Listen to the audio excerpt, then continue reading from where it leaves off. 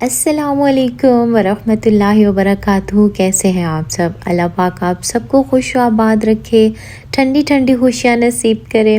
الحمدللہ ہم بھی بالکل ٹھیک ہیں اینڈ ویلکم بیک ٹو اندر ولاگ۔ ریسنٹلی ویڈیو پر ایک پیاری بہن نے کمنٹ کیا تھا کہ یہ ٹھنڈی ٹھنڈی خوشیاں بڑا پیارا سینٹینس ہے، تو واقعی میں بہت پیارا سینٹینس ہے، اسی لیے آپ لوگوں کو یہ دعائیں دیتی ہوں کہ اللہ پاک آپ سب کو ٹھنڈی ٹھنڈی خوشیاں نصیب کرے، جو کہ آپ کو پرمسرت رکھیں اور پربہار رکھیں۔ آمین ثم آمین۔ دنیا کے سارے کام آپ کی اس بہن کو پھر بھی آسان لگیں گے، لیکن صبح صبح اٹھنے والا کام اور اٹھ کے کام کرنے والا کام آپ کی بہن کو بہت ہی مشکل لگتا ہے۔ اچھا، مجھے صبح کا ٹائم پسند بھی بہت ہی زیادہ ہے کیونکہ وہ فریش وائبز ہوتی ہیں، لیکن اگر میں رات بھر جاگ رہی ہوں نا تو پھر مجھے صبح کا ٹائم بڑا ہی اچھا لگتا ہے، انجوائے کرتی ہوں۔ لیکن جب سو کے اٹھنا پڑے نا تو ایک عجیب سی طبیعت پر بیزاری اور عجیب سا تھکاوٹ والا احساس سا ہو رہا ہوتا ہے، جو کہ تھوڑی دیر طاری رہتا ہے، اس کے بعد ٹھیک ہو جاتا ہے۔ تو آج اس ٹائم پہ نا جلدی اٹھنے کا ریزن یہ تھا کہ عدنان نے جانا تھا جم، ٹھیک ہے، انہوں نے آج صبح مارننگ میں جم جانا تھا، تو آپ کو پتہ ہے اس ٹائم ناشتہ کرنے کا تو بالکل موڈ نہیں ہو رہا ہوتا، تو بس چائے بنائی تھی، ایک کپ اپنے لیے بنائی اور باقی عدنان کو ساتھ پیک کر کے دی، کیونکہ انہوں نے 6 بجے جم پہنچنا تھا، تو بس ان کو میں نے ساتھ پیک کر کے دی۔ ساتھ نا میں نے جو ان کے لیے رات کو فروٹ ٹرائفل بنایا تھا وہ بھی پیک کر دیا، بٹ اس کی ویڈیو میں نے ریکارڈ نہیں کی، تو بس جلدی جلدی سے انہیں ریڈی کیا اور اس کے بعد سی آف کیا۔ اب اس کے بعد میں نے باہر جب موسم دیکھا تو بڑے ہی مزے کا موسم تھا، لیکن مجھے یہ نہیں پتا تھا کہ کافی زیادہ رات میں بارش بھی ہوئی ہے۔ ابھی میں اس نیت سے آئی تھی کہ چلو میں پودوں کو لگے ہاتھ پانی دے دیتی ہوں، کیونکہ بادل ہیں، سورج نہیں ہے، تو پانی دے دیتی ہوں نا۔ تو گملوں کو دیکھا تو اتنا پانی تھا اور گیلے تھے، تو میں حیران پریشان۔ پھر میں نے عدنان کو ٹیکسٹ کر کے پوچھا، میں نے کہا رات میں بارش تو نہیں ہوئی؟ وہ کہتے مجھے بھی لگ رہا تھا کیونکہ بائی روڈز جو تھے وہ گیلے تھے۔ تو خیر رات کو تو ایسے گھوک ہوئے کہ کچھ سمجھ ہی نہیں آئی کہ بارش کس ٹائم ہوئی ہے۔ تو آج نا بس اب میں سوچ رہی تھی کہ اپنی بیڈ شیٹ بھی چینج کر لوں۔ اچھا، یہ بیڈ شیٹ میں فرسٹ ٹائم ڈال رہی ہوں، تو مجھے پہلے سمجھ ہی نہیں آ رہی تھی کہ اس کو کیسے ڈالنا ہے۔ پہلے جب بچھائی تو پھر خیال آیا کہ نہیں یہ تو غلط ڈال دیا، اس کے بعد پھر اس کو سیدھا کیا۔ آپ کو میرے پیچھے مرغوں کے بولنے کی آواز آ رہی ہوگی، کیونکہ میں جب وائس کر رہی ہوں تو ابھی بھی صبح صبح کا ٹائم ہے، اور جو ہمارے گھر کے سامنے گھر ہے نا، انہوں نے اپنی چھت پہ نا کافی سارے مرغیاں رکھے ہوئے ہیں، تو صبح کے ٹائم ادھر صحیح ان کی نا بولنے کی آوازیں آ رہی ہوتی ہیں۔ اچھا، میں یہ سوچتی ہوں کہ انسان کو بس شوق ہونا چاہیے تو وہ نا کہیں سے بھی راستے نکال لیتا ہے۔ اب شہروں میں حالانکہ تھوڑے پکے فرش ہوتے ہیں، رکھنے کی جگہ نہیں ہوتی، لیکن جن کو شوق ہوتا ہے وہ اپنے چھت پہ بھی جگہ بنا کے نا اپنے شوق پال لیتے ہیں۔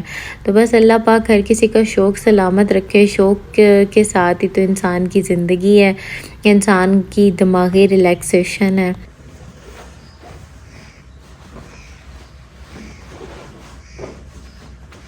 اچھا، میرے خیال میں گھرداری ایک عورت کے اندر نا گھٹی میں پڑی ہوتی ہے، جس طرح ایک ممتا ہر ایک عورت کے اندر گھٹی میں پڑی ہوتی ہے نا، اسی طرح گھرداری بھی ایک عورت کے اندر نا کہیں گھٹی میں پڑی ہوتی ہے۔ بے شک اس نے پہلے کبھی کام نہ کیا ہو، لیکن شادی کے بعد یا پھر جب اس کے سر پہ ذمہ داری آتی ہے نا، تو وہ مطلب ایک طرح سے ذمہ دار بن جاتی ہے اور سارے کاموں کو ہینڈل کر لیتی ہے۔ تھوڑی سی محنت لگتی ہے، تھوڑی سی توجہ لگتی ہے، اور وہ نا ہر چیز کو سیٹ کر لیتی ہے۔ پھر جہاں کام ہوں گے وہاں تھکاوٹ تو ہوگی نا، تو میں حضرت فاطمہ رضی اللہ تعالیٰ عنہا کو اکثر یاد کرتی رہتی ہوں کہ اس دور میں تو سہولیات بھی نہیں تھیں، چکی بھی خود پیسی جاتی تھی اور سارے کام خود کرنے پڑتے تھے، بہت ہی ٹف دور تھا، لیکن وہ مائیں بھی کیا مائیں تھیں، اور بیوی بھی کیا بیوی تھیں، اور بیٹی بھی کیا بیٹی تھیں، کہ جنہوں نے ان تمام کاموں کو سر انجام بھی دیا، بہترین بیوی کے فرض بھی ادا کیے، بہترین بیٹی کا بہترین ماں ہونے کا بھی فرض ادا کیا، اور کبھی زبان سے اف تک نہ نکالا۔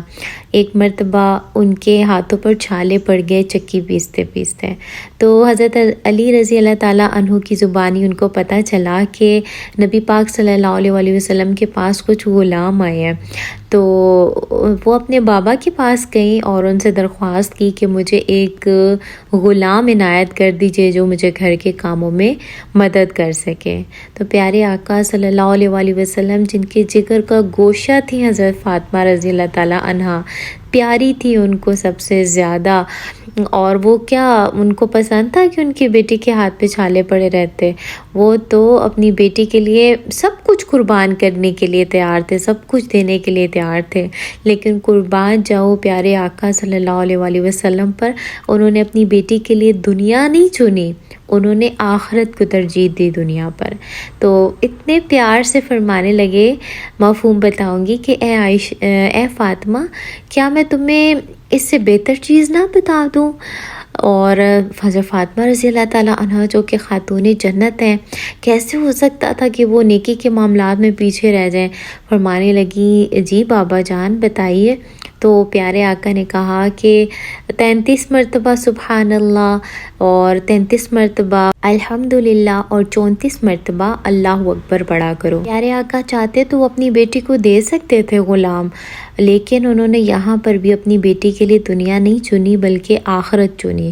انہیں پتہ تھا کہ یہ دنیا عارضی ہے، ختم ہو جائے گی، لیکن آخرت جو ہے وہ ہمیشہ رہنے والی چیز ہے، تو انہوں نے اپنی بیٹی کے لیے، اپنی جگر کے گوشے کے لیے آخرت کو چنا۔ اب یہاں پر یہ سمجھ لینا چاہیے کہ ذکر الہی بھی انسان کی تھکاوٹ کو کم کرنے میں اہم کردار ادا کرتا ہے، لیکن اصل چیز یہ ہے کہ انسان جب اللہ کے ذکر میں مشغول ہوتا ہے، اللہ کی صفات کو بیان کرنے میں، اللہ کو راضی کرنے میں مشغول ہوتا ہے، تو اس کا دماغ اسے یہ سوچ آنے نہیں دیتا کہ بھئی تم تھکاوٹ محسوس کر رہے ہو اور تم تھک چکے ہو۔ تو دوسری بات یہ کہ اس کے دل کو سکون ملتا ہے، اور اصل چیز تو دل ہے نا، جب دل سکون میں آ جاتا ہے تو ظاہری تھکاوٹ بھی ختم ہو ہی جاتی ہے۔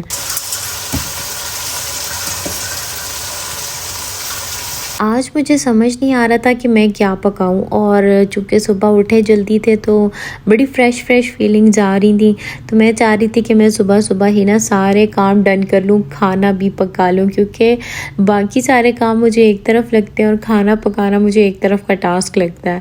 تو جب سوچا کہ کیا پکاؤں تو پھر ذہن میں نا ثابت مسور آئی کہ آج ثابت مسور بناتی ہوں، تو بس جھٹپٹ اس کی تیاری کی، اور صفائیاں بھی آلموسٹ میں ڈن کر چکی تھی، تو سوچا بس جلدی سے نا میں یہ دال چڑھا دیتی ہوں۔ اچھا ناشتہ ہم لوگوں نے نہیں کیا ہوا تھا، تو یہی سوچا تھا کہ عدنان آ جائیں تو پھر اس کے بعد نا ناشتہ کریں گے۔ بس پریشر کوکر دیا میں نے دال کو 10 منٹ کا، اور اس کے بعد تڑکا بنا کے مزیدار سے ڈال دیا۔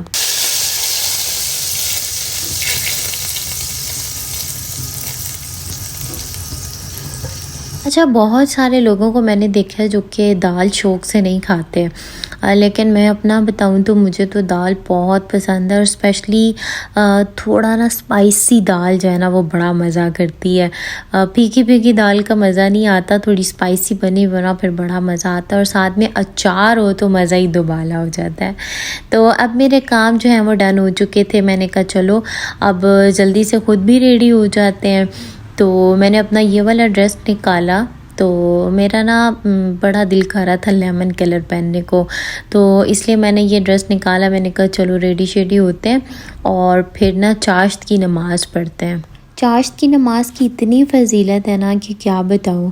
یہ نماز جو ہے انسان کے جسم کے تمام اعضاء کی طرف سے ایک صدقے کا کام کرتی ہے۔ حضرت ابو ذر رضی اللہ تعالیٰ عنہ بیان کرتے ہیں کہ نبی پاک صلی اللہ علیہ وسلم نے فرمایا، ہر شخص پر ہر روز اس کے ہر عضو کے بدلے صدقہ لازم ہوتا ہے، اور چاشت کی 2 رکعتیں تمام اعضاء کی طرف سے صدقہ ہو جاتی ہیں۔ جو شخص چاشت کی نماز کی ادائیگی کرتا ہے تو اللہ تعالیٰ اس کے تمام دن کی جو ضروریات ہوتی ہیں، تمام کام ہوتے ہیں، ان کی کفالت کا ذمہ اللہ تعالیٰ خود اٹھاتے ہیں۔ اب ضروری نہیں ہے کہ آپ نے لمبے نوافل پڑھنے ہیں، یا اس کے پڑھنے کا کوئی ایک الگ طریقہ کار ہے۔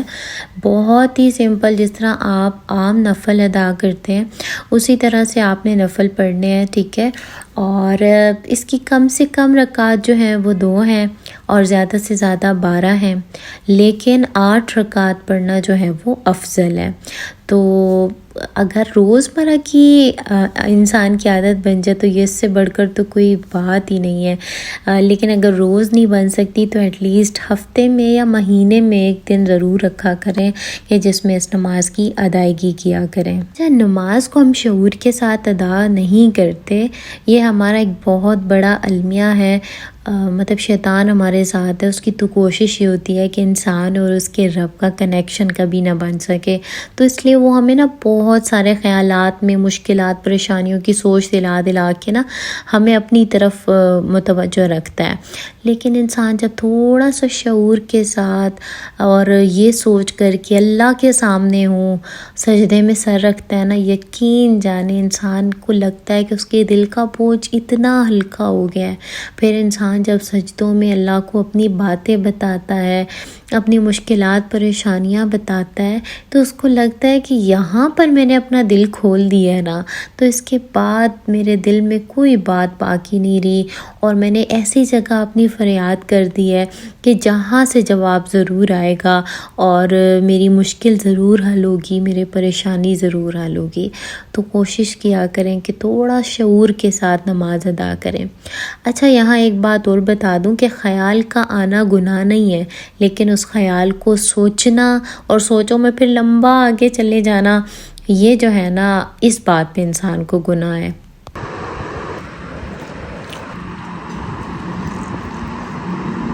اچھا، پھر عدنان جب واپس آئے تو تھوڑا سا انہوں نے ریسٹ کیا اور پھر ہم لوگوں نے ناشتہ کیا۔ ناشتے میں عدنان نے کہا کہ میں دال کھاؤں گا۔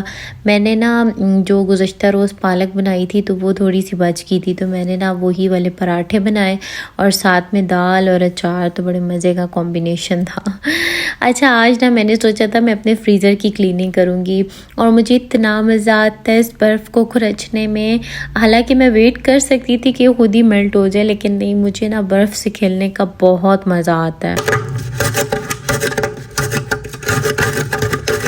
اس کی جو یہ ساؤنڈ ہے نا، کھڑچ کھڑچ کھڑچ، یہ مجھے اتنی پسند ہے کہ میں آپ کو کیا بتاؤں۔ اچھا، ابھی سے نہیں، مجھے بچپن سے ہی برف بہت پسند ہے۔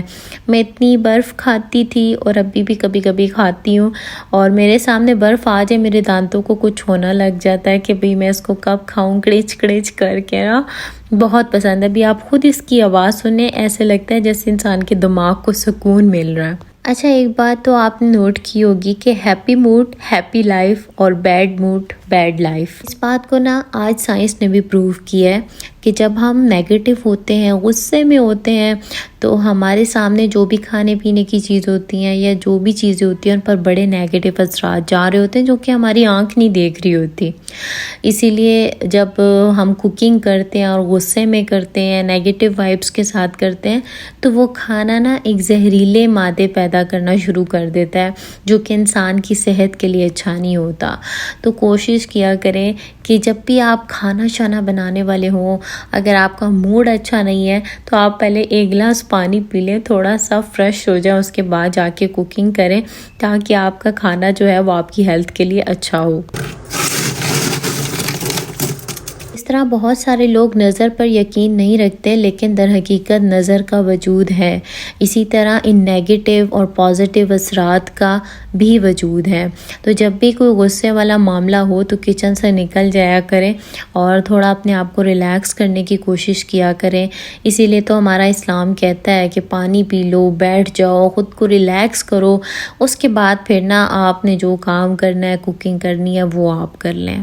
یہاں پر نا میرا فریزر بھی ہو چکا تھا مکمل کلین، اور میں نے اس کو جلدی جلدی لگایا کپڑا۔ اچھا، جو گلاس ڈور والے فریج ہوتے ہیں نا، ان کی کلیننگ کا بڑا خیال رکھنا پڑتا ہے، کیونکہ داغ دھبے لگ جائے نا تو وہ بہت ہی اریٹیٹ کرتے ہیں۔ اور نا آپ لوگوں سے ایک ریکویسٹ کرنی تھی کہ زیادہ سے زیادہ ویڈیو کو لائک کیا کریں، شیئر کیا کریں اور سبسکرائب بھی کروایا کریں، تاکہ جلدی جلدی ہمارا مونیٹائزیشن کرائیٹیریا پورا ہو۔ بہت ساری دعاؤں کے ساتھ اللہ حافظ۔